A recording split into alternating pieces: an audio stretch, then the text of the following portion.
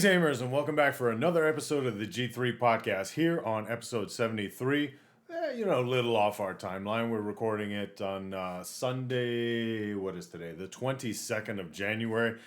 You got yours truly, none other than the infamous known as Ice on all things gaming and social media, and rounding out our dynamic duo today, you've got none other than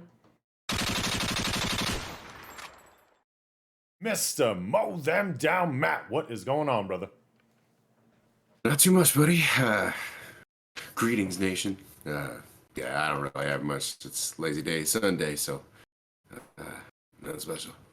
Just get on in with it. How you doing? Or I don't know. And I'll tell you what, we are getting in on it as the G3 Gaming Nation can hopefully see. We do have a new setup now. It's we're dipping our toes in the water. We're trying to see how it works out. This is going to be a pre-recorded show, but as you can see, we've got our new layout here. We got our lovely little G3 banner in the bottom left. We got our icon all the way on the bottom right, and if you look right over here in the center, you can see all of our partners. So feel free to go ahead and check us out on any of your favorite listening platforms. We do also have the Discord community.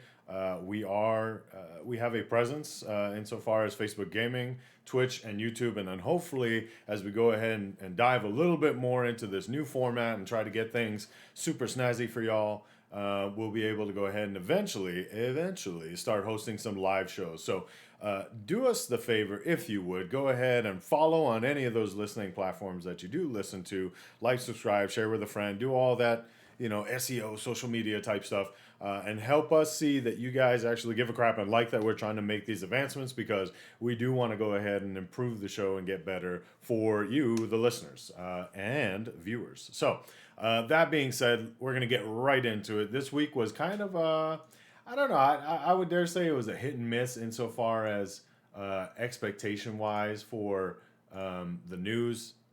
There was not that much, but we'll go ahead and we'll kind of talk about some of that, and then we'll get with the stuff that we've been doing. So first and foremost, a great article out of gamesindustry.biz.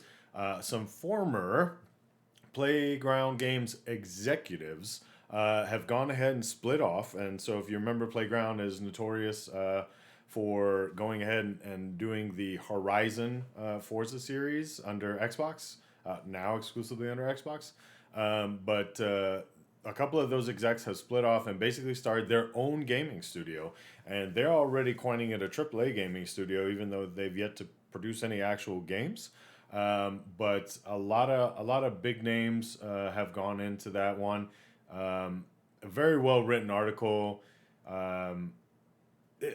There's only so much I can say about it. Basically, a lot of the lead people have gone ahead and started up what they're calling Maverick Games. And so one of those executives being Mike Brown, who was just the creative director over Forza Horizon, and namely Forza Horizon 5. He's gone over there. You got Tom Butcher, who was the chief technical officer, Tom Butcher was executive producer. Matt Graven was the CTO. Gareth Hardwood was content director, and there's a bunch of other names in there, but they basically took some of these heads of Playground and are starting up Maverick Games, which is supposed to be independent AAA. So I didn't know what to make of this one. At first, I was like, ooh, this sounds like it could be bad news for Playground and the Horizon team going forward. But at the same token, we want people to branch out. We want people to express their creative vision and make some new games. How did this news strike you, if at all, Matt? I mean, I'll be curious to see what they're able to produce and what kind of content they've got in store for everybody. I mean, the AAA thing, uh, since you kind of poo-pooing that or whatever, but realistically, it's just reference to the kind of experience, and content they're trying to produce, and the budgeting and funds that are required for the same. They've got investors. Their intention is to produce something of the AAA caliber or whatever. Beyond that, I did think it was a pretty interesting story. We'll probably be hitting on this, alluding to this a few different times throughout this episode, I guess. But there's all the commotion about, Microsoft scooping everybody up, and well, why, would you not want to take part of that and whatever? Because it's safety, security, whatever. And then I'll save the next one for the next time we get to the topic. But now all these guys from Playground Games, who were under that banner, are bailing to go do an independent thing, where specifically they reference, it'd be nice to be able to work on their vision without having larger, overreaching interests kind of conflicting with that and everything. So. Yeah, Mhm. definitely. There's. Go ahead. Did you No, have no, more? I was, yeah, nope, nope. I'll let you respond, but Yeah, I mean, not really a response. Like, so insofar as the AAA thing, right? Yeah, that's a bad moniker because how do you actually gauge what's AAA yeah, before it's something really is more, even out? yeah. It really just comes down to the There's budget no that people are objective willing to throw standard, at the game, right? right? Yeah, I would argue when stuff comes out and it reviews and it's got the player feedback as well as critical feedback, sure, then stuff can remain kind of squarely in AAA territory by way of its praise. But at the same token, yeah, it's like short of just the money that you're throwing at it. And then I would be very cautious in that because we have another example that we didn't have in the show here just because we didn't really, I didn't personally want to go ahead and throw dirt on it. But then you have stuff like the Skull and Bones title by mhm. Ubisoft that's gotten delayed yet again. And so, how many oodles and oodles of millions of dollars has been thrown into that title? And, you know, seemingly AAA thing hasn't even seen the light of day yet. And I'm honestly starting to get a little pessimistic that it will ever see the light of day. But nevertheless, yeah, I don't know. There's a lot of myriad of factors here, right? Whether or not the team was fully invested or disinvested in what Microsoft was trying to do with its vision going forward with Playground. Um, I and I want to push back a little because I don't think it was so much as, oh, we don't like big corporate Microsoft scooping us up because, firstly, how dude, I don't even know how to say how I feel about this one because at the same token, like on the one hand, these execs could be like, "Oh, we don't want to work on Horizon anymore. Like that's not really our cup of tea. We've done it for years, decades, in fact. So we want to do something else." Okay, there's this little title called Fable that supposedly is right around the corner that Playground's working on. So it's like, what was going on there? Like, Interestingly enough, well, and that would be the part that would really be interesting to me is whether or not those guys were also involved, with said other project, and if it was actually maybe more of that where they're like, yeah, they want us to, use this engine that's not really made for this, and blah blah whatever else. I'd be curious to see if there's more to the story with that, but yeah, could be the involvement in that game that is pushing them elsewhere. Who knows? Yeah, regardless, just sort of an interesting thing to see. yeah, and I But think good luck to them. I'd be curious to see, I guess whatever teaser stuff they've got to show in a few years or however long that's going to take to even reach that stage of development. But yeah, all good luck, all the best. See what yeah, I happens. think the funny thing is too, like, so we've had talks about it on the show, and a lot of people seem to have that ideology that, like, oh, big bad Microsoft's gonna scoop up everything, like every studio, and nothing's gonna be left out there. But like, clearly, you have an example right here where people have gone ahead, they've cut their teeth, they've earned their stripes, if you will, through the game industry with one studio, and just because that studio gets acquired by Microsoft doesn't necessarily mean that it's the end of the road. These guys are going ahead and branching off to form a new studio. Here we go. It's the circle of life, Simba. It doesn't mean that just because Microsoft is going ahead and scooping up some publishers or what have you, that there's not going to be anybody else out there on the playing field to bring about new and creative ideas. But anyways, nevertheless, lots of kudos out there to GamesIndustry.biz. That was a very well written article. We probably butchered it by paraphrasing as much as we did. They understand, they being the execs that are forming Maverick Games, understands the challenge that's ahead of them, and hopefully we'll get to see something that they go ahead and develop, and we all look forward to it. Yep. When we're talking about development and recognizing developers going forward, the 26th annual Dice Award finalists have been announced. So we've talked about the Dice Awards here on the show before. Basically, it is industry, being devs, creatives that game recognized game, right?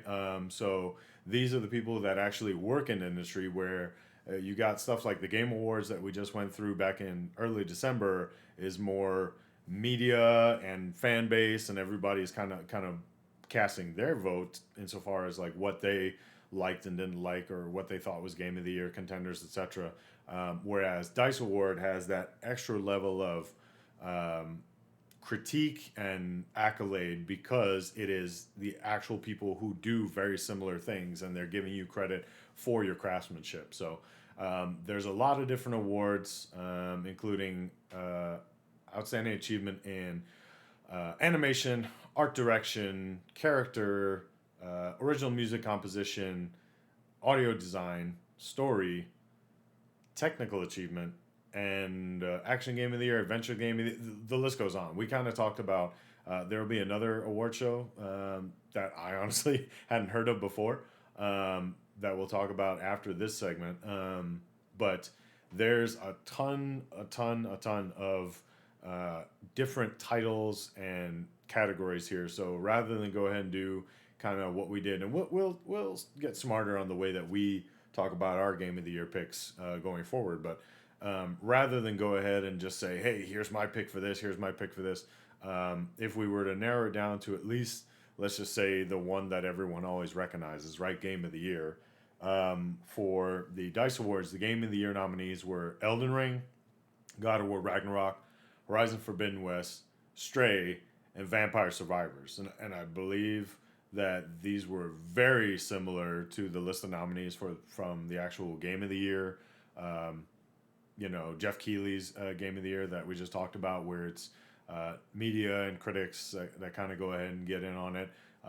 Vampire Survivors, interesting little additive there for this list. But Matt, with the Dice Awards in general, what do we think? And do you concur that this is probably an even higher achievement? And then of those Game of the Year nominees, which one do you think is going to go home with the big win? I don't know, agree and disagree on the whether it's more legitimate or a better recognition. I would say yes for reasons, but also no for reasons. I mean, I think the media and fan awards, that's certainly also being lauded by your audience rather than maybe your colleagues in industry or whatever. So I mean, yeah, the artist recognizing the other artist or whatever may mean more to you in a sense of hey, this person's like, hey, yeah, that's pretty good, man, but at the same time, all the people that you're actually making the content for, being happy with and acknowledging that and recognizing you for the same. Both are good, both are valid. No, no. Beyond that, yeah, interesting to see Vampire Survivors in there. I mean, I've been having fun with it. It's definitely a fun experience, but next to the other examples in the list, it's like, you know, if that would somehow pull it off or whatever, that would be maybe a little outrageous. But yeah, I mean, I'll cast my vote for Elden Ring. Uh, hold on that. It's I don't know. I can see that going for either that or God of War. I don't know about Stray or Horizon making it in there. Stray actually did better than I thought it would at the Game Awards, or whatever. So we'll see. But yeah, Elden Ring Yeah, winner. I would tend to agree. I think Stray. I haven't played it yet. That got added to the backlog, but I would argue I think people's love of cats may have maybe clou- potentially clouded a Well, little bit of the vision. And yeah. I mean, there's I don't know. From all accounts, it is a solid experience. I mean, it's not going to blow you away from a mechanical perspective or anything, but yeah, it's supposed to be a nice novel experience and whatever. The story's supposed to be, I guess, decent enough or whatever. So it's certainly an impressive first outing or whatever. I think it was like the first development for that team or whatever. So pretty good. But yeah, the cat thing is definitely gonna help up it, I guess, with cat people. But I don't know. I guess what the correlation there is between all the video game people that played it and the cat people. So yeah, I don't know. Yeah, Elden Ring for me. But, Yeah, I would tend to agree. I almost it's a toughie for me. Again, I, not having played either any yeah, of these yet. right. Um, I would definitely say it's going to be a toss up between God of War Elden is going to Ring be and God of the War tough Ragnarok. contender. Yeah, I mean, Yeah, like not speaking disparagingly of the other contenders. Like, dude, I've heard so much about Vampire Survivors, and being such an addictive title, yeah, and that I think was a little frustrating because in my mind I feel like it should have 100% been something that was in contention for the game of the year conversation. Where I don't remember if it missed the cutoff or whatever, that like it wasn't talked about at all, yet everyone was talking about it. You know what I mean? yeah, Um, yeah, Stray got yeah. a I was lot of surprised it wasn't on indie thing or anything. Yeah, yeah, Stray got a lot of acknowledgement out the gate. Like you said, being a new title by a new studio. Horizon Forbidden West. I've heard mixed stuff about it, but yeah, hands down, I think it's going to be between Elden Ring and God of War Ragnarok. I almost yeah. I think Horizon just got unlucky for their release year or whatever when they were stacked up well against when the it other two. yeah when it came out. Well, it Yeah, came out what about the same time as Elden Ring, all right? yeah, So yep. I almost maybe this is a wild card. I almost think that Elden Ring won the game of the year, insofar as Jeff Keighley's like, what do we even call that? The because yeah, you say the Game Awards and it's like, well, which one, right? But Jeff Keighley's Game Awards, Elden Ring took gold, but I have a sneaking suspicion that God of War Ragnarok is going to take it for this one. I could be wrong, but I mean, it's a toss up for me. My vote is for Elden Ring, I should yeah, say. But yeah, as far as am I confident it'll win? Nah, not as confident. yeah. So all good things. A lot of good nominations in there. The Dice Awards. When do we say those are coming? Those are going to be here in Las Vegas, February 23rd, Thursday, February 23rd at Resorts World, and it's going to be hosted by none other than Greg Miller, who's been And around the block. Leo. Yeah, that's way above my league right now. But Greg Miller of IGN History, as well as he's now on the Kind of Funny. He's like the lead dude over at Kind of Funny Games, and then Stella Chung, who is currently IGN reporter, newscaster. I'm not sure what her official title is there, but I've seen her quite a few times on everything from Podcast Unlocked, and she does a couple features over there. So good for them. Really awesome to see a little more representation in the hosts as well. And yeah, February 23rd. Looking forward to seeing who takes gold on that one. Another award ceremony or award nominations that have come out is, and this is the one that I had no clue that this thing actually existed, so I feel kind of like it's the National Academy of Video Game Trade Reviewers. So NAVGTR or NAVGTR, I don't know how you would try to roll that off the tongue, but The Navigator. the Navigator. Yeah, there you go, Navigator. So that's fantastic. We're going to use that from now on. Thank you, Mr. MowThemDown. So the National Academy of Video Game Trade Reviewers. So basically, this is specifically everyone who it's a nonprofit media organization, but everybody who is involved with this nonprofit, which just about all of them, I think without any exception, are folks that are actually in reviewing games. That is kind of their bread and butter and their niche. They have this union, and they've gone ahead and announced their which number is this? Oh, I just had it. I had it a second ago.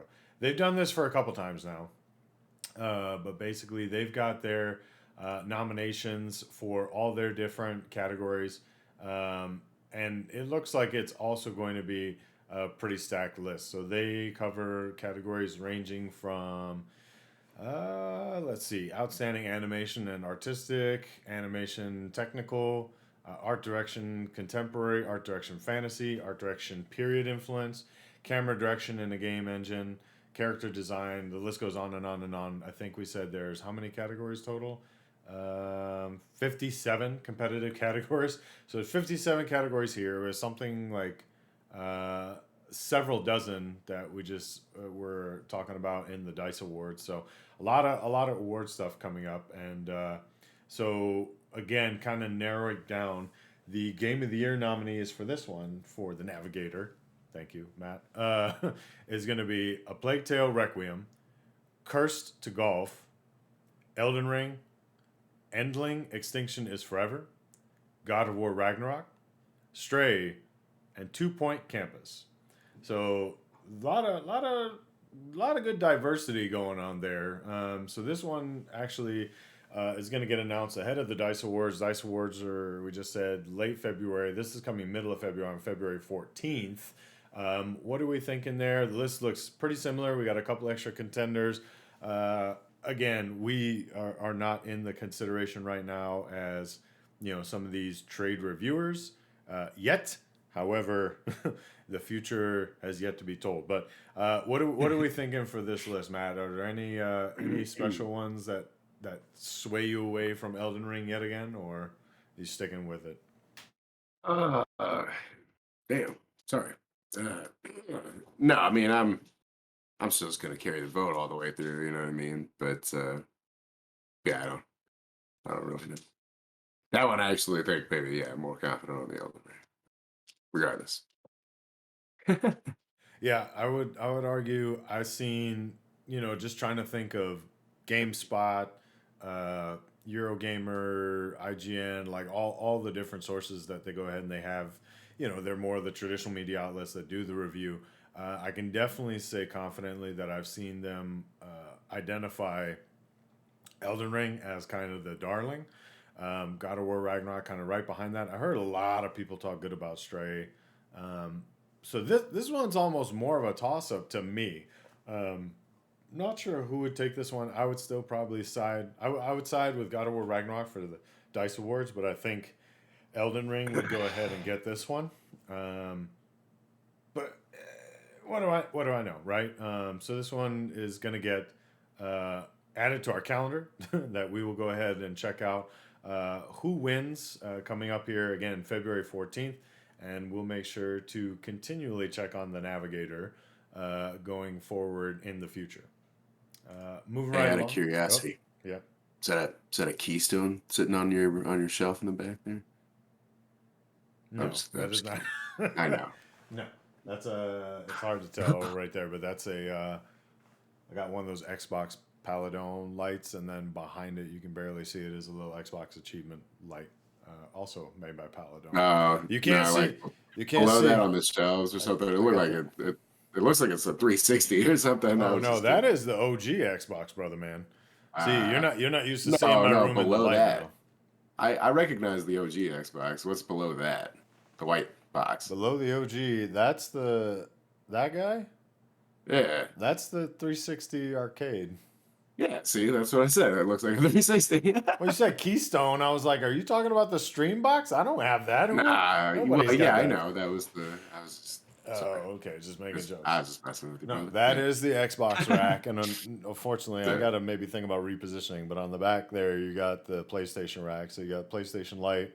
That one is the PS3 Slim. I've got the PS4 Pro down there beneath that, and then below that's like other separate stuff that won't be shown. No, nothing super crazy, super special. It's a Vita.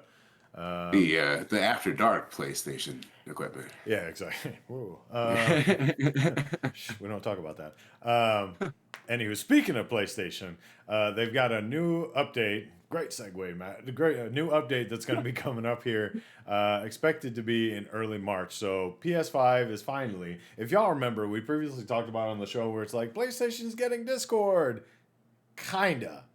Right, so it was basically like you could see on Discord if you could link your account and see if somebody was actually um, playing a PlayStation game, and logged into Discord at the same time or what have you. Well, now that is finally going to play catch up. So expected to be coming out early March 8th, as reported here by Insider Gaming, and we're getting the actual article sourced by GameSpot. It's going to include everything from full Discord integration and the ability to reportedly stream PS5 games from the cloud. So this one is kind of interesting to me because the full Discord support, like 100%, that's needed to be there, especially like nowadays that y'all have doomed me to go play Horizon Zero Dawn, the backlog beatdown challenge. Which, if you It guys seems like didn't, you're really having a rough time and not yeah, it's enjoying it's yourself with that. terrible, So terrible, yeah. terrible. But yeah, if you guys want, check the last episode where we went ahead and we conducted our first ever backlog beatdown challenge. And you got to hear what everybody is playing, which I hope to hear more of that towards the end of the episode here, Mr. MowThemDown. Yeah. Nevertheless, Discord, we've needed it on the PlayStation side for quite some time. We're finally going to get that. There's going to be some updated firmware for the new DualSense Edge controller, which should be coming out later this month. January 26th, I believe. No doubt they're going to, if this update is coming in March, no doubt they're also going to have some type of firmware software update for the PSVR 2 so that there's better integration with the PS5. And the one that really just throws me off is, again, this rumor of being able to stream PS5 games from the cloud. So I think that would be um, a fantastic perk if you could do that. Again, I gotta point out the competitor. If you could do that like they do with Xbox, where you can stream, cloud games to your PC, or if PlayStation had a trick up their sleeve and they were going to announce a PS Vita 2, that I could go ahead and stream my PS5 games on the go, albeit at maybe lower fidelity or what have you. But I think that would be fantastic. I don't know one PlayStation fan that had the Vita that did not truly appreciate everything that the Vita was, especially cross buy with some PS3 and Vita games, and dare I say some PS4 and Vita games. But it was a really great piece of hardware, and I really wish that they gone ahead and supported that more. Now, who knows? Maybe this is something that they'll allow on a Steam Deck. To be seen. What are we thinking about this one? Not the big PlayStation guy yourself, Matt, and again, everything they seem to be doing points you in the direction of getting PlayStation games on PC. But is this something that you have any interest in whatsoever, aside from being able to talk to me via Discord while I'm on PlayStation? I mean, no. No, Noted. Moving I right mean, along. yeah, no. I think it's good that they're finally implementing it. I mean, honestly, the Xbox just barely got it on there in a relative term anyway, so it's not like they're super late to the party in that sense. Um, don't know about the streaming service coming to Steam Deck or whatever, but that would be interesting. I don't know that I see it, but I guess that would be a much easier, cheaper way for them to try and broach into some kind of a mobile handheld device or whatever and get more subscribers in at a lower risk or whatever. Um, yeah, I don't know. That would be interesting. I don't really see that happening, but that would be that would be interesting. Yeah, I don't know. Still need to. I've got the wait and see on it. I'm sure the PS5 is a fine device, but plus the VR2 that I kind of want to see how that goes for a little bit, and then if that's working out well and people are adopting it and they're going to continue to support it and whatever it's looking like that's strong, then maybe. But I don't want to rush into that because I'll be one of the only 6 people that bought it or whatever. Then be like, well, sorry, and I'll be stuck with something that presumably won't be worth anything. So yeah. Yeah, I mean, just to double back on it real quick, right? So I wasn't necessarily advocating saying that's what they're gonna do. I just think that would be the smartest thing they Yeah. can do if they No, I think that would be interesting. yeah Yeah, like I wasn't saying that if that was, I guess, what they were going to do. yeah if you can already and there's folks out there.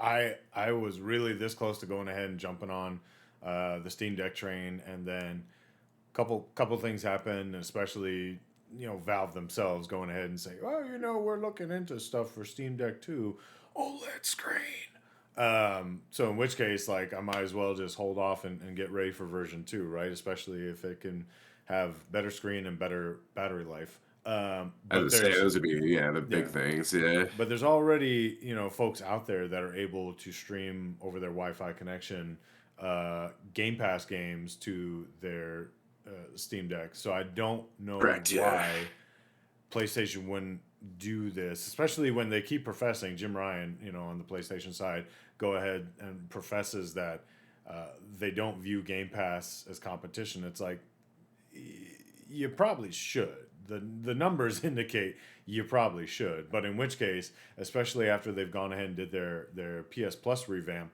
I think it'd be fantastic if they said, "Hey, just pay us this monthly subscription price, and you can now stream these games." Now, I think they should definitely first and foremost allow folks to take full advantage of their PS5, and I guess that's the one that like kind of throws me off because it's like, okay, stream PS5 games.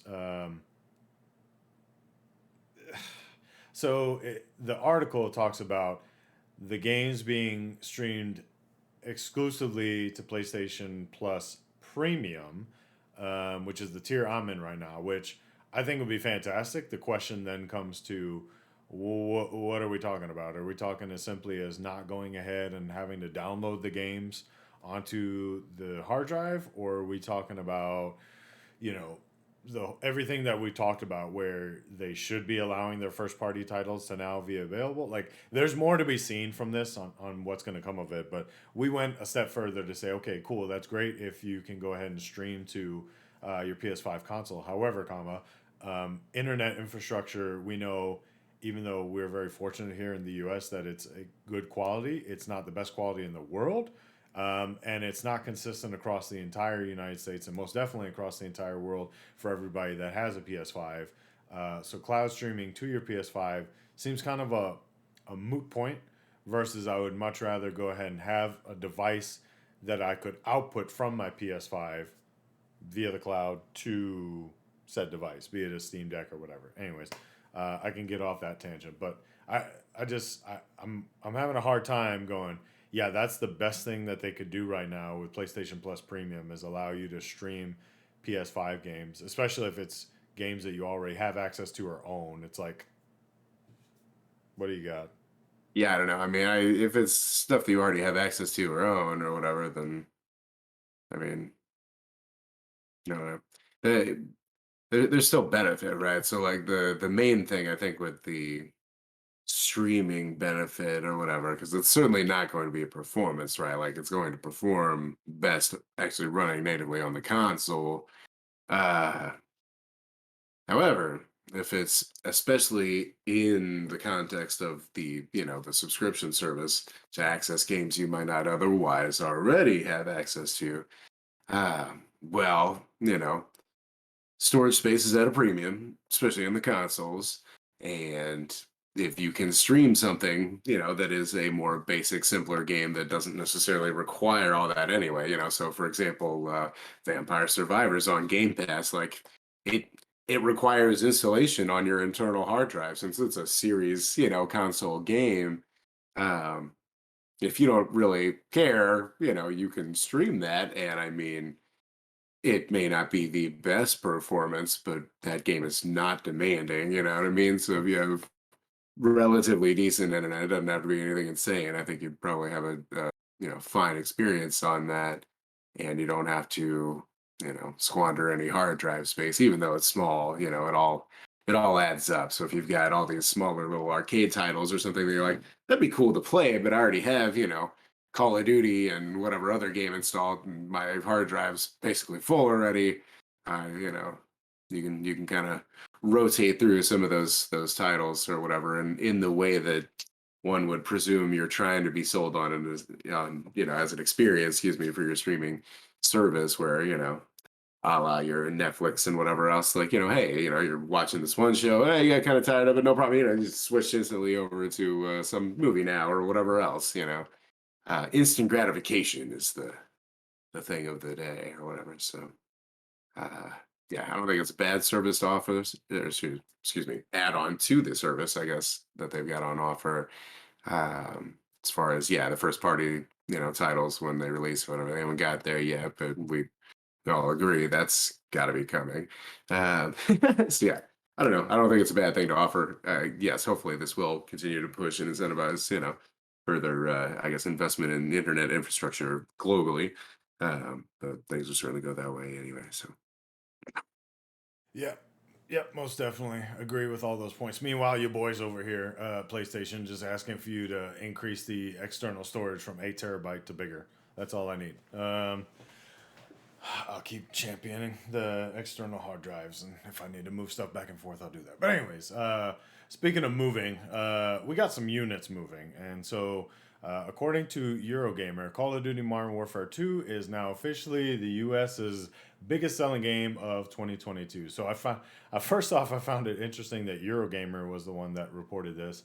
Um, they just basically kind of talked about some of the metrics, including saying that it's not only the fastest selling of the year, but the largest as well, hitting a billion sales in just 10 days. And I think we went ahead and previously talked about it, or I saw a number where I said something to the effect of 800 million um, dollars made in the course of like a week or so. So to hear that it hit 1 billion over the course of 10 days, not too much of a far fetch in that stretch. You've played more of this title than I have, Matt. First and foremost, are we surprised that this remake Modern Warfare 2 title, which came out in what was it, November, right? Early November, was the highest selling of the entire year of 2022? I think that's a almost like a slap in the face for, you know,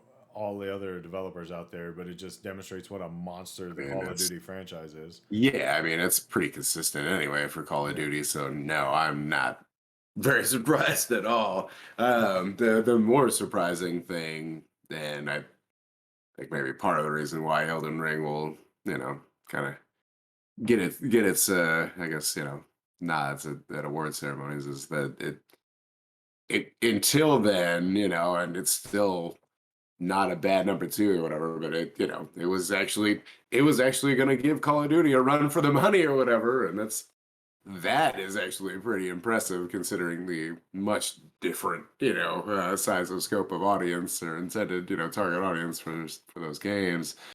Uh, so yeah, I don't know, but congrats, Activision. More money in Bobby's pocket. Brr, brr, brr, brr, brr, brr. Yeah, so I tried looking just for some numbers here. The first thing that's popping up, Elden Ring sold more than 12 million units worldwide. A million copies sold exclusively in Japan. So, I mean, if we were to play the dummy game, right? If we were to go calculator 12 million by what, 60 dollars was the price point. I don't even want to do that math, but that's several hundred million. Still not quite a billion, but we're getting kind of up there. Yeah, as for me, this is one of those. I started Modern Warfare 2, and I can already see being a historied, a storied Call of Duty fan, especially when it comes to the Modern Warfare franchise and particularly the story set in there. So far, I'm only on like the third or fourth mission, and again, I keep diving back into PlayStation to work on my or diving back into Horizon Zero Dawn to work on my backlog there. I can definitely see the draw in the Modern Warfare franchise, and I can understand, especially when you talk about in 1 year, this single title earning $1 billion. I can understand why PlayStation namely was going ahead and making a hubbub about this potentially moving over and or becoming exclusive to Microsoft with the Activision Blizzard acquisition. Yeah. Speaking of which, we've gotten away from talking about said acquisition for quite some time on the show. Thankfully, unfortunately, there's some more stuff coming up. So playing catch up, you've got Microsoft is attempting to acquire Activision Blizzard King. The CMA, Consumer Markets Authority over in the UK, is going ahead and duking out whether or not it still is taking more feedback and duking out whether or not it thinks it's a good idea. The FTC here in the US has gone ahead and initiated a lawsuit to try and stop Microsoft from making said acquisition, saying it's illegal. You have another class action lawsuit that's something like 20 gamers or less. If memory serves, 18 is in my head, but it's not that many people that hired a law firm and they're trying to go ahead and sue Microsoft to stop this acquisition from happening.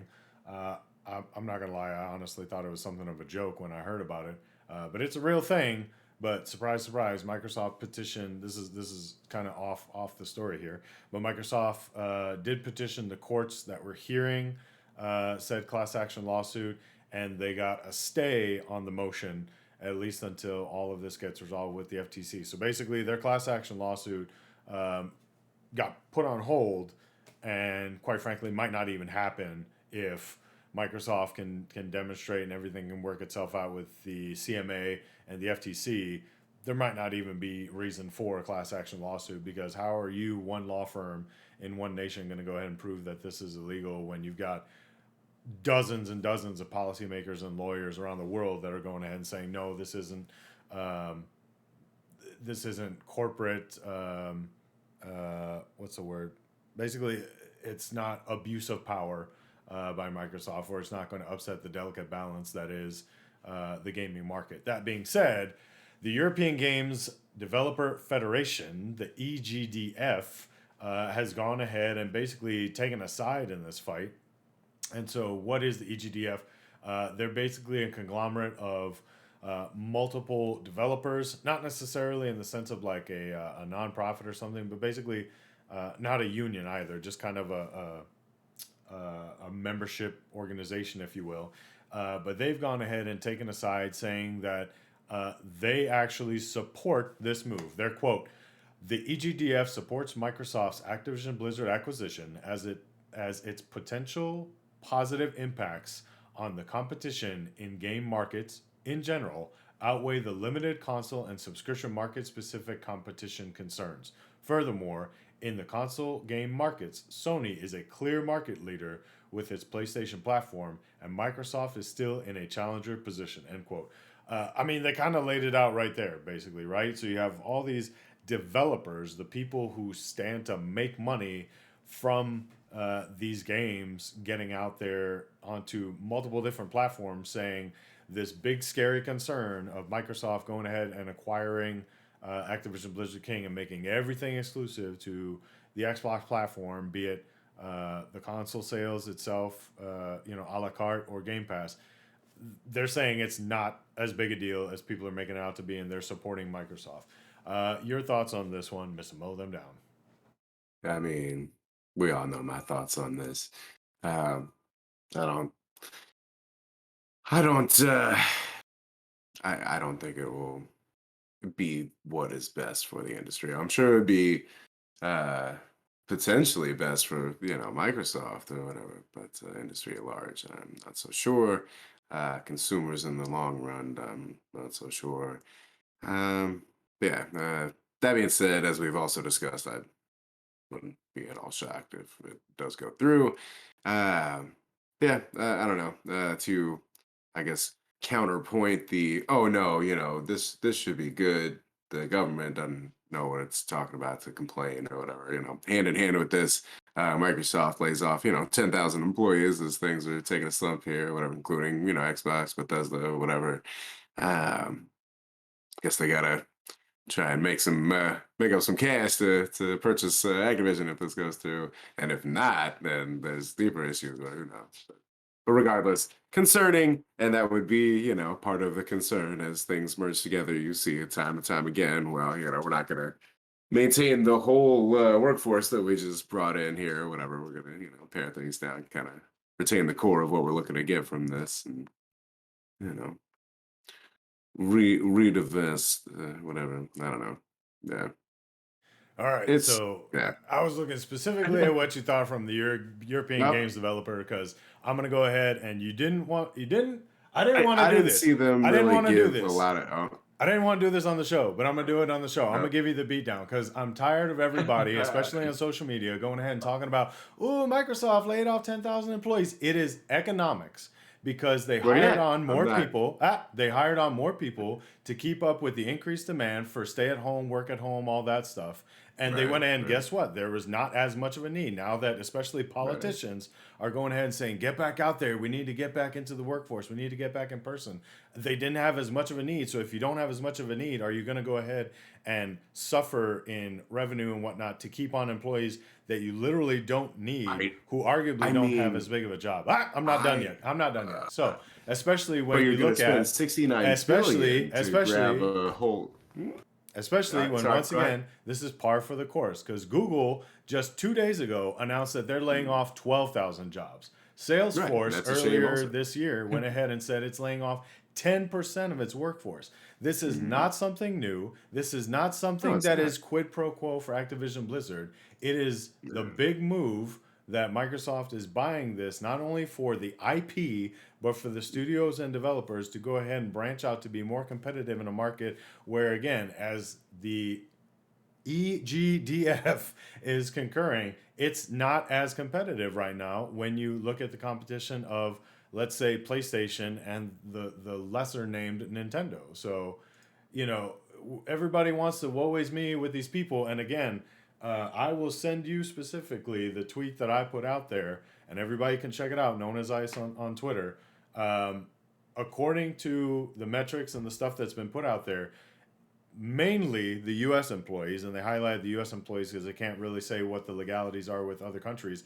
Those employees that were let go were very well taken care of. They had health care taken care of. They had an above market severance. So again, it's not like a woe is me that these folks are completely like there's no more food on the table. Yes, it is unfortunate that they're losing jobs. However, they're taken care of well enough that they can steamroll right into another job and have zero concern. So call me the meanie on the show, but I'm not as concerned about that, and I'm tired of people making that correlation that, well, you got to have 69 billion. That was well ahead of any of this employment stuff coming down.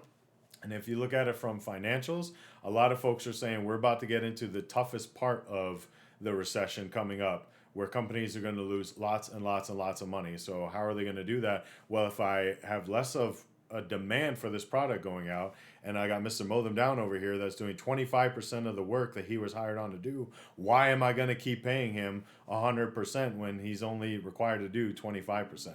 Now, sir, go ahead and retort on me.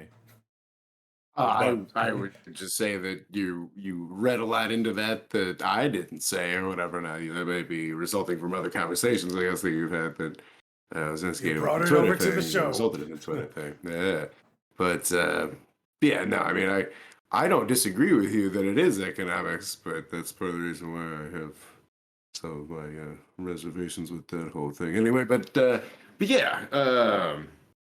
I would also say that it is also the commonplace thing for a merger to happen and then for people to be excised as you start to, pare things down again, like I was saying. So it's less of a how can they afford this thing? Of course they can afford it. It's just again the thing of is this actually what's best for everyone, kind of a thing. It's certainly going to be a positive for Microsoft as a whole, but for those who remain, I guess. Yeah. And then beyond that, I would be hard pressed to see where it's really going to start being you know, it's all the long term, long run, and consequence stuff that concerns me with all of this. But we'll see how it Well, plays out. and to that, literally all I can say is we can only be concerned with the here and now. right? Because you Yeah. go back to 2018, 2019, did anybody have any clue that COVID was going to happen and all the changes as a result? No. All we can do is focus on the here and the now. And the here and the now is that Microsoft is a competitor, barely, when you look at PlayStation's lead. They're trying to be more competitive. And yes, am I disagreeing that there's likely going to be some, for lack of a more gentle term, fat trimmed off? No, I'm 100% in agreement with that. Quite frankly, I'm surprised that of the job sectors within Microsoft that were cut, I was honestly surprised I didn't hear more about Bethesda getting cut because when they They went ahead and did have acquired, cuts, yeah. they got some. But yeah, I mean, when you talk Mm. about like Bethesda had their own PR, they had their own marketing, they had their own this, that, like you've got duplicate jobs. So here we go again. Like, why are they going to pay 100% when they're getting 25% of the work just by the lack of demand? So, do I feel sympathetic and empathy for the people who now have to go through the, again, lack of another word, the struggle to go ahead and try to find another job in the industry? Yes, 100%. I know that pain. It is not a good one. However, comma, as we've seen, and kind of to retort your rebuttal, um, this whole thing of is it good for the industry long term or whatnot? We just saw some executives have gone ahead and split from Microsoft, Playground proper, and are starting up their own studio. They're bound to be hiring some more people.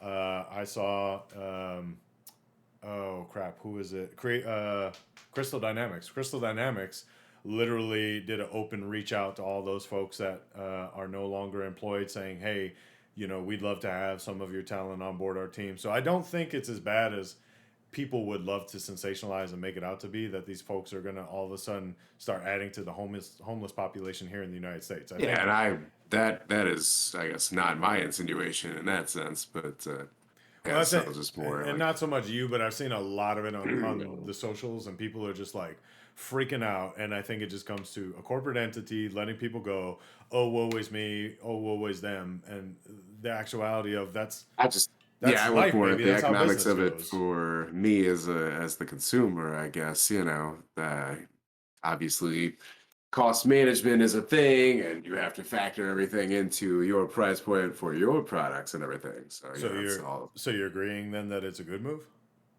No, I'm waiting for the Oh, service price increases. But which nothing has been said yet, right? We'll see. We'll see what not happens. yet. Oh yeah, we'll see what happens. And along with that, the other stuff that we'll see is our release radar. So coming up, some future announced titles here. We've got Forspoken, the much anticipated PS5 and PC exclusive, coming out January 24th. Risen, coming out on PS4, Xbox One, and Switch January 24th. World War Z. I feel like we've seen that. Oh, that's right, because it's the new gen updates for PS5 and Xbox Series consoles on January 24th as well. Devolver Tumble Time for iOS and Android, all of our mobile players out there, January 26th. Hitman World of Assassination. So, for those not tracking, basically what IO Interactive is doing is they're going ahead and taking Hitman 1, 2, and 3, and they're basically kind of rolling them in now to a new continuous kind of free flowing title going forward. But that's going to future be known as Hitman World of Assassinations, coming out on PS5, 4, Xbox Series, Xbox One, Switch, and PC. So all the things on January 26th. And then Dead Space Remake coming out on PS5, Xbox Series, and PC January 27th. Mr. Mow Them Down, what are we looking forward to on that list? Disgusted.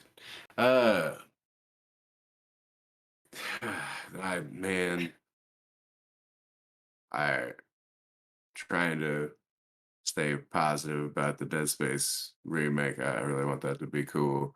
I'd love to pre-order it to get the discount on it or whatever, but at the same time, I'm like, I need to hold off because for all I know, it's gonna come out and just be horrendous in terms of its performance and everything. I don't know. I'm interested to see how that one goes, but I'm a little surprised why you'd even be, and not that we don't advocate to support developers, right? Mm, But I'd be curious why you're even talking about buying it, because it's only going to be a matter of time before it gets put onto EA Play, which is included with your uh, Game Pass, and I believe we also have EA Play on the PlayStation Plus side of the house. So, how long it'll be until that happens? Who knows? 3 months, 6 months? I'm not sure, but it'll undoubtedly be added onto those services. So again, if you want to yeah, support EA probably.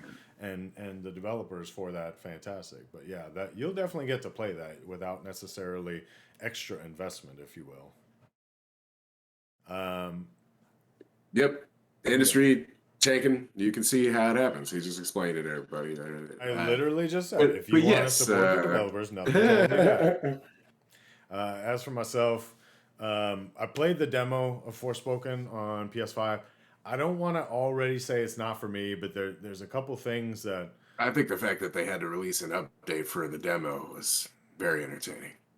So, from what I understand, right, is when I started playing the demo, at first it almost got to the point where, and I guess this will kind of roll right into what we've been playing. I'm looking forward to Hitman: World of Assassination. We got to figure out if we actually own. I mean, I know I own most of the Hitman's titles. We still got to figure out about Hitman 3. But anyways, I too am I looking don't forward to. live. Yeah, I too am looking forward to Dead Space. But insofar as the Forspoken thing, from what I understand, the demo was limitless in the sense that I've heard of people who were playing the demo for like dozens and dozens of hours and leveling up and basically getting like almost the full experience of the game. So it wasn't like a vertical slice demo or something. So I would not be surprised if, in fact, an update to the demo is most likely cutting that off at the knees, because now that they've gone ahead and got you enticed where you're frothing at the mouth, you really want this Square Enix action.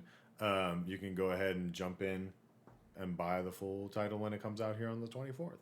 Um, but yeah, as for That's what they really need to do. PlayStation, uh, but just PlayStation. Don't do this, Xbox. But if you start putting your games out, like for free or whatever, or give them access through the streaming service or subscription service, but you disable achievements until they buy the game, yeah, it was gonna oh have a yeah, no conundrum. no trophies. Well, I mean the demo you're not getting. I'm pretty sure you don't get demos because yeah, the title doesn't show up when I go looking at the Yeah. trophies. It doesn't show up, so you're not earning Mm, trophies for the demo. Now, if mm. they, Yeah, I wouldn't have oh bought sorry, I for had the a, demo. I just meant for like yeah. the subscription Um, service or something. If they would rather make the sale on the game, you lock them trophies behind paywall. I mean, I hate sounding disparaging for my blue crew, but they've already locked a couple things behind the paywall, and I would argue that if they're going to go ahead and start adding, PS5 console streaming or whatever with this update, hey, here's an idea. How about you have your first party titles come day and date with your most expensive subscription service? There's an idea. Rather than go ahead and play this game of me having to wait a year or pay you a full price up front. Am I saying that these games are not worth, again, supporting the developers and whatnot? No, 100%. However, is all of that money going to the developers? I think Of anybody course who not. anybody who's a core gamer that listens to this show especially knows, like, no, that's not the case. A lot of it's going to the publisher, and not to say PlayStation doesn't need any more money, but again, we just But even identified even supporting less them is going less, to them out of that subscription. So it's even less of what to who. the slice of the pie for the developer from the subscription Oh yeah, unit, whatever, is obviously much lesser than their cut of the sale of the game. So yeah, but I would say there's different interest there, right? If it's a single title being sold at $70 price, God of War Ragnarok, Horizon Forbidden West, or something, right? I could see X chunk going to the developer versus another chunk going to the publisher. However, it's the different ideologies. If we're going ahead and we're doing it day and date, the point is not to go ahead and make money back in the near term, but rather to get people subscribed so you get that money back in the long term gains. Anywho, well, um, yeah, I mean the publisher would, have the math to maybe make that work in their favor or whatever. the developer, maybe less so. But they're Yeah, just but if counting on the constant money anyway. the developer's first party, it doesn't really matter then. It's all staying in house as is. Moving right along, anyways, wrapping this thing up. What we've been doing, what we've been playing. I myself have gone ahead and, yep, working on the backlog beatdown challenge. Been playing a lot more Horizon Zero Dawn, as I should have rightfully finished forever ago. I'm starting to see more of the story unfold, and it's awesome. The frustrating part, if there is when there's a group of these automated robots or whatever that stand between me and getting to X checkpoint. And so, in order to do that, I have to negotiate like destroying them or what have you. And I just hit level 28, I want to say. So, out of a game where you can hit 50 through the main line and 60 new level cap with the DLC stuff, I'm still quite a ways off by way of that. But I'm also now very much like streamlining, trying to get through the story, and I figure I'll really embrace when I do New Game Plus and go squirrel and like check out everything under every rock, nook, and cranny. Other than that, went ahead since we last recorded. My wife was on my kibbles and bits, and we finished Overcooked on Xbox. So played through that, finished the game and all the achievements. So that was definitely a relationship challenge, I'll say, but a well worth one. I'm happy to say I got another maxed out game on my backlog. What else? What else? What else? Yeah, that's really about it. It's been working on show stuff, working on work stuff, and otherwise Horizon Zero Dawn, which I am probably going to get back to some more of today. Oh, and aside from what we've been doing, and I'll throw this right back your way as a lead in, if you would, Matt. I also went ahead and took the opportunity, thank you very much, to check out The Last of Us on HBO, the first episode. And I understand the second episode comes out today, so Good night, yeah. yeah, gonna have to go check that out as well. Hopefully, I wish we could have had our thoughts, opinions on episode 2, but at least we can give potentially some opinions on episode 1. So if you want to lead off with that, sir. Sure. I mean, hey, we can always, come back and do a little review. Try and do that this year.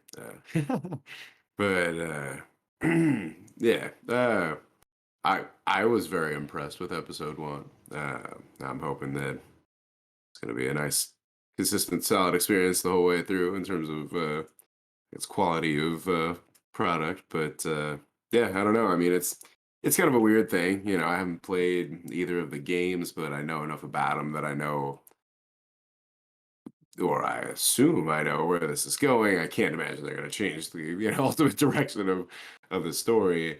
Um, but I am curious to see what the general, I guess, response is when people get there. Like I'll be curious to see how the show does, I guess, overall for viewership and whatever. Obviously, HBO is struggling right now, and I'm hoping that it's more people than just those that have played or are otherwise familiar with the video games. I think it's a larger audience that would be good. Yeah, I'd be curious to see what the response would be like from the public that is not familiar with it when they get to the end, and the discussions that'll be generated there. Because I don't know how too in the weeds we want to get with this to avoid spoiling stuff and even spoiling stuff for you potentially or whatever. But people got real attached to characters in that game or whatever, and I think they got a little blindsided as far as what you're actually supposed to be taking away from the story, maybe. Especially then leading into the second game and the response to that and everything. So I don't know. Yeah, I'd be curious to see what the response to the show is as we get through it. But I think it should be a fun ride for sure. I'm trying to get Amanda to check it out with me. Uh, yeah. Uh, what were your thoughts on episode 1? Yeah, keeping it quick. So I have gone ahead and I started. Oh man, this is gonna sound terrible. So I started playing Last of Us originally on PS3, and then my gaming ADD got me distracted. I didn't get to finish the game. I went ahead and started playing Last of Us um, remastered on PS4. Or shoot, They did the remaster on Yeah. PS3 too. Yeah, That, I started playing it uh, again on PS4. Yeah, I want to say yeah. I thought they did it on PS4, but yeah, maybe not. But I started playing the remastered, and so now I've definitely played through at least a good first part of the game twice. And I will say, if you've played the games and have yet to see the show, they are sticking very much to the um, as what you would expect for gameplay. There's a couple little things that are nuanced or different. Red light, green light. Matt knows what I'm talking about there. But there's a couple differences between the game and the show. The big thing for me overall is that this is probably the best, dare I say, direct adaptation of game to show or movie that we've seen ever, and it definitely sets. And I can't claim this as original because I think I heard it on podcast Beyond on IGN, but I will concur with them that it sets a new bar for game adaptations. Cyberpunk Edge Runners, I really like that, albeit it wasn't directly like in line with the game story, so to speak. There was a lot of tie-ins that they did with that world, but this one is almost neck and neck insofar as adaptation, and I think it's fantastic so far. If anything, and I said this in our offline chat, it gets me frustrated thinking back that I do want to go back at some point and finish watching the Halo TV series, because I just got very disinterested and dropped off at some point. Yeah. Being a fan of the books, being a fan of the games, being a fan of other adaptations that they've done in that universe before. The Halo TV series just was such a turnoff for me, quite honestly. But Last of Us, I'm looking forward to it. The wife watched it with me. It was very triggering in a lot of ways. So be forewarned if you've never played Last of Us and you're about to watch it. But yeah, nevertheless, we're both actually kind of looking forward to seeing where this goes and how to the canon they remain with episode 2. Absolutely. Yeah. Yeah, I thought it was great. I thought the performances were it was awesome. So yeah, it's good stuff. Otherwise, yeah, in terms of what I've been playing and stuff, what I've been up to, not a whole lot of playing, but some Vampire Survivors. That's good for time wasting. A little bit of Call of Duty with the fellas. Um, have been putting some time into Half-Life 2. I'm ashamed to say that I never really got more than like 15 minutes into that game anytime I'd ever try and play it for various whatever reasons, and wonder what the hell it took me so long. Because I mean, even as aged of a game as that is, I'm enjoying it quite a bit. So yeah, looking forward to getting through that. Glad I finally have some, I guess, inspiration, motivation, whatever, to go ahead and push through. But yeah, it's good. I look forward to giving my summation, thoughts and summation when I finish it, when we report back. All right. Thank you to the Backlog Beatdown Challenge for giving you the motivation to go ahead and work Indeed. on that one. We'll hear more in hopefully in the next episode from Mr. Snipe 90 on his current status. I mean, it's wild to think, like, holy cow, Who? we're No, yeah, exactly. It's wild to think that we're like, I feel like we're already like 2 weeks into the challenge, we are. Yeah. Hey, close to yeah. it. So the end of this week will be 2 weeks, or this upcoming week will be 2 weeks, and so Yeah. it's gonna be Oh, kind of yeah. rough. Yeah. Let's last it. I'm gonna have to be grinding. I'm gonna have to be grinding on that bad boy. But yeah, so um, yours truly, known as Ice on all things gaming social media. Thank you guys for listening to this episode of G3 Podcast, where we try to bring you the news that you can use if you so choose, and maybe a little bit of game reviews. That being said, once again, check out all of our partners down here. Check out our link tree in the show notes. Go ahead and like, subscribe, share with a friend. Please do all that. We We're appreciate trying it. to, yeah, we appreciate it. We're trying to go ahead and get to you guys in more form and function, be it audio as well as for your eyeballs. And hopefully here in the future Sorry. we'll get some Yeah. more gameplay, be it video capture from us or what have you to have on the show. That being said, to round it out, y'all know how we do. Gaming's greatest generation is the one you guys are a part of.